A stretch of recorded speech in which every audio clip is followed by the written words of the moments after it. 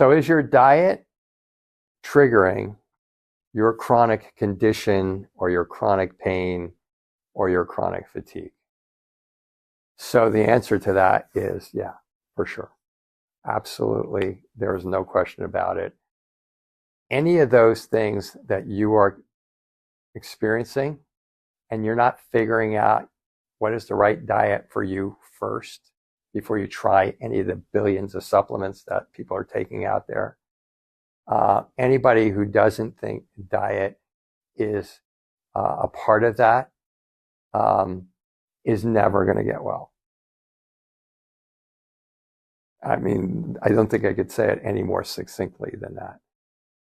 It's interesting. And when I remember when I first started doing this, and we started with fibromyalgia, that was it, because that kind of encompassed everything: pain, fatigue, everything.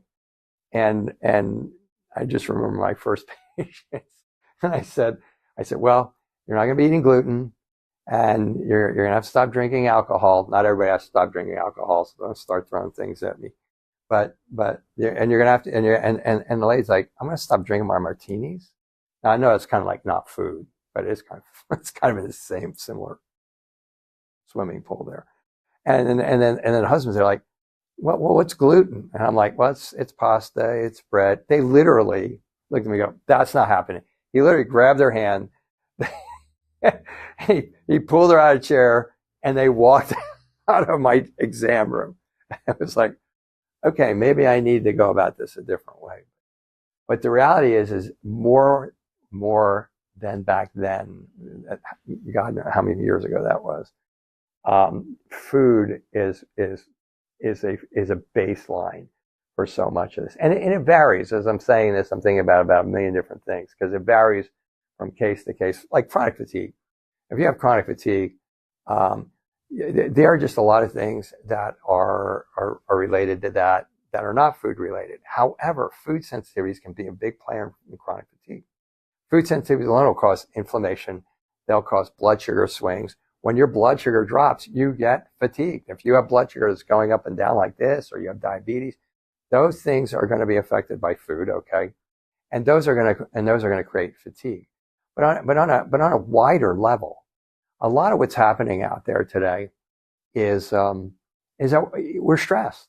And I used to, like, when my parents would say, oh, that person got cancer because they were stressed, or that person got this because they were stressed.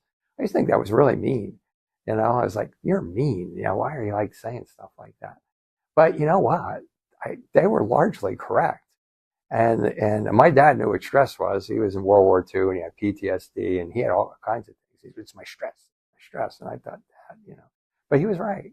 He was right. The vast majority of patients that come into me with chronic conditions have a chronic stress response. And what does that do? Okay. What does that do? A chronic stress response, it affects every single cell in your body. Trillions of cells, right? Trillions of little chemical activities. And that damages, the number one thing that stress does more than anything is it shuts down your digestive. Most of you understand that stress can cause like gastritis, or even more so, you probably understand it. It's like the main cause of ulcer. And some of you are going to go, no, it's H. pylori. Not unless you're stressed.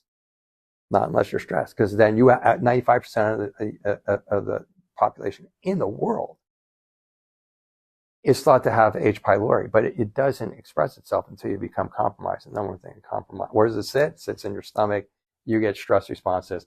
There's this stuff called cortisol, and it just starts. When you get stressed, it's your stress hormone. Most of you seem to know that these days. I think annihilates your stomach, annihilates the inside of your intestine. Put your intestines into a degree of fight flight. Now you're not digesting foods. Now we're back to the food. Now you're not digesting foods. And what happens? You don't sterilize the food because you're not digesting it right in your stomach. You're not digesting it. It's becoming acidic. Okay. It needs to be alkaline to go into your intestines, and the next thing you know, it goes in your intestines. And this is what food sensitivities come. Food sensitivities are real. I have a guy I'm trying to treat right now. He said, I think food sensitivities are BS. All right, fine. Well, then I'm not going to treat you because they're not BS. And they are a big deal. And when you start developing food sensitivities, yeah, foods have a lot to do with it. Now, food sensitivities lead to things like small intestinal bacterial overgrowth, leaky gut. Once you get leaky gut, oh my God. Now, the undigested food particles that you have can get out of that leaky gut. They can cause inflammatory processes. They can cause inflammation all throughout your body. So if you get inflammation throughout your body, is that gonna affect fatigue? Oh yeah. If you get inflammation throughout your body, is that gonna cause joint pain? Yeah. It's going to contribute to various people's joint pain. It's going to cause brain fog. It's going to affect everything. And so now, from the perspective of food sensitivities, yeah, it's a big player. Most people realize that if they got blood sugar problems, they have to get rid of I got diabetes, pre-diabetes or diabetes type 2. So I stopped cutting out all my sugars. So that's food. Okay. But people are like, no, that's not the kind of food I'm talking about. Like, I'm talking about regular foods. But most of you don't know that muscle soreness and muscle achiness is frequently caused by blood sugar fluctuations, because your blood sugar your muscles store a lot of blood sugar, as does your liver. So it can affect your liver. It can affect your blood sugar. But foods in and of themselves, allergies, of course, you know that affects you. I don't even test for allergies, because people come in here, they know what they are. They go I eat eggs and I blow up. Immediately I get my eczema comes out, or I get a reaction. Potent people, you have the extreme of the person who takes the peanuts and they have an anaphylactic response. You're talking about more food sensitivities, and the food sensitivities are stealth. Like you don't eat the food and suddenly have it cause a migraine, or you don't eat the food and suddenly blow it up, or you don't eat the food and suddenly have joint pain. What happens is the food goes into the system where it's not getting digested. It sits there. It becomes acidic. It putrefies. It literally rots, right? It's getting not digested in your stomach. It's sitting there too long. Then it goes in your intestines. It's sitting there for a while, maybe days. A lot of the undigested food particles go on its way, but a lot of them don't. They just sit there in your 20 some feet, 24, 25, 26 feet of intestine. They just sit there. And then they go through the leaky gut that has been formed by all of this stuff, and they go into your bloodstream. Guess what? They don't belong in your bloodstream. They go into your bloodstream with a lot of other toxins. And that causes a lot of the pain. But that process takes 2, 3, 4, sometimes, for those of you who go to the bathroom once a week, and I have patients that go to the bathroom once a week, move their bowels once a week, that could take 4 or 5 days. So you can eat the food on a Monday, and it may not flare up your migraine headache until Thursday afternoon, or it might not cause your joint pain until Wednesday afternoon. And the food ingestion of something that you have developed a sensitivity to also plays into other factors. That food will create an inflammatory response.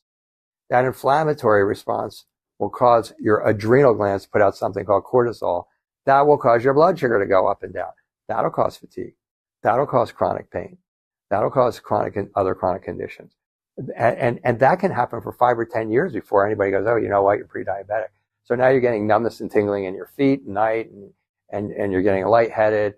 And when your blood sugar drops, you get irritable and shaky, and you want to choke your husband or your wife or whatever because you get so jittery. And it's food that you ate on Monday morning that was creating this chemical response that was creating other physiology to go off. Can that food over a period of time can actually screw up your hormone metabolism. It can screw up it can set off biochemical processes that in turn will screw up your female hormones. And I guess guy hormones too, but I treat a lot more females than guys. So I think in those terms, but female hormones are much more sensitive than guys' hormones for obvious reasons. So, and for so many reasons, and then there's autoimmune disease, right? So I have patients that come in here, and I have so much online on autoimmune disease. So I guess everybody in the world is not watching my stuff because I have so many people come in here and they're just like oblivious to all of the triggers for autoimmune disease. To me, I mean, this is something that I've been bathed in for like a couple of decades now, and so it's like hard for me to understand that somebody with Hashimoto's doesn't know that if they eat gluten, it's not just going to blow them up. It's not just going to blow up their thyroid and cause about 20 different symptoms.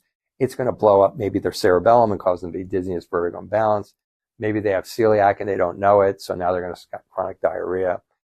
So there's triggers like that. There's food triggers that are actual triggers for autoimmune thyroid disease and autoimmune disease in general. There are certain triggers that are going to blow up your eczema and your psoriasis and so on. So you have food sensitivities, and you have triggers, and then you have the downstream effects of what occurs when your body responds negatively to those triggers, and then you have allergies.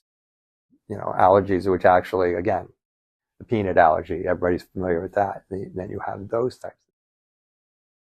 Food is huge. If I have somebody comes in here and they're not on board with changing their diet, and they're not on board with testing their food sensitivities, we have no gain. We're not even treating. I have people who yell at me. Well, I just read that and I've heard it's a bunch of crap, and I don't care what you heard. I mean, this is what I do for a living. If we don't do this, you're not going to get better. And if you don't get better, you're going to be ticked off at me, not you. You're going to say, well, you should have known to do that. Well, I do. So if you ever call me and you want me to help you, just know you're getting a food sensitivity test and your diet's changing. And we don't use one diet. Just another perfect example. We use like 15 different diets. We use like 2 basic diets that we put together, one for SIBO, one for oral tolerance, which is food sensitivities. But then within the framework of that, there's like 13 other different diets that there are nuances there that we have to work into those diets for that person's specific issues. And so, foods, like I'm always marvel at it. I'm thinking like, how can you not think that something that you put in your mouth and it goes into your intestines, which is like the one thing that connects your insides, right, to the outside, is the food that you take from the outside. It was grown in the ground. You put it in here and it goes. How could you think it's not a problem? That it may not be a problem? Probably because you eat it and you don't immediately drop dead. So you figure, okay, it must be okay. But 2 or 3 or 4 days later, you might want to feel like you dropped dead because, yeah, foods, man. I mean, foods are a big part of the problem. And you could even, start getting into I don't think this is what the question was intending, but obviously you can get it into the glyphosates and the Roundup, and the insecticides and stuff like that. I don't think that was the question. But when you look at that's going inside your body too. And for those of you who think that's like some of the people I listen to on the radio who think that it's not a big deal, it's a big deal. You can't put that stuff in your system without it creating an effect. Your liver's got to detoxify it, but I'm not sure that's exactly where the question was going. So yes, foods can trigger just about any symptom you can have, truly. I mean, anything from migraines to joint pain to muscle aches to any bowel symptom that you can possibly imagine. And food's like where it starts. If you go to an alternative medical practitioner and they're not starting with food, whether a medical doctor and they're going to start putting you on chelation, or they're going to start doing, my Lyme treatment and all this type of stuff, or it's a functional medicine doctor and they're giving you the standard AI paleo diet, which is not, I use, but not for everybody. Or they don't start with a diet. Like I see a lot of them come in from other functional medicine practitioners with bags of supplements. Okay. I'm sorry that if you don't start a diet, then that person's not practicing.